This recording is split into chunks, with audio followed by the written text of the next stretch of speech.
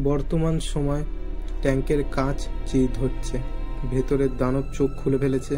তার শরীর আধা পচা আধা যন্ত্রে মোড়া, গায়ে তার হাড় বেরিয়ে আসে কিছু অংশে, কিন্তু চোখে কেমন যেন সচেতন বুদ্ধির ছাপ। আরিফ চিৎকার করে, ওকে বাইরে আসতে দেওয়া যাবে না, ওকে আটকাতেই হবে এক্ষুনি। নীলা দৌড়ে একটা পুরনো কন্ট্রোল প্যানেলে দৌড়ে যায়, কিন্তু আগেই কেউ সব লক করে রেখেছে।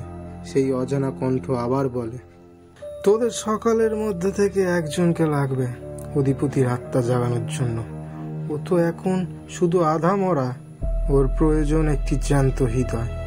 ট্যাঙ্কের কাঁচ ভেঙে পড়ে, দানবটা ধীরে ধীরে বেরিয়ে আসে, শরীর থেকে ঝরে পড়ছে লাল রাসায়নিক, বাতাস ভারী হয়ে যাচ্ছে।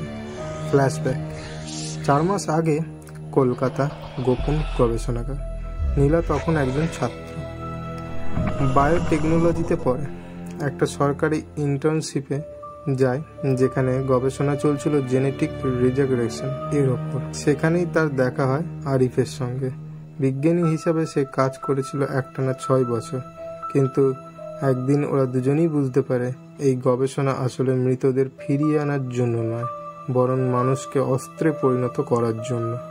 ওরা পালিয়ে যায়, সঙ্গে কিছু প্রমাণ আর কোড নিয়ে, আর লুকিয়ে পড়ে কানাইপুরে, যেখানেই ভাইরাসের মূল শেকড়।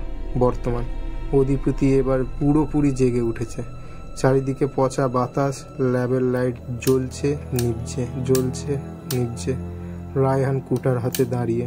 আরিফ চিৎকার করে, তুই শেষ আশার কিরণ রায়হান, একমাত্র তোর শরীরেই প্রতিরোধ গড়েছে। ওকে শেষ করতে হলে তোকেই সামনে যেতে হবে। শেষ দৃশ্যে দেখা যায় অধিপতি রায়হানের দিকে তাকায়।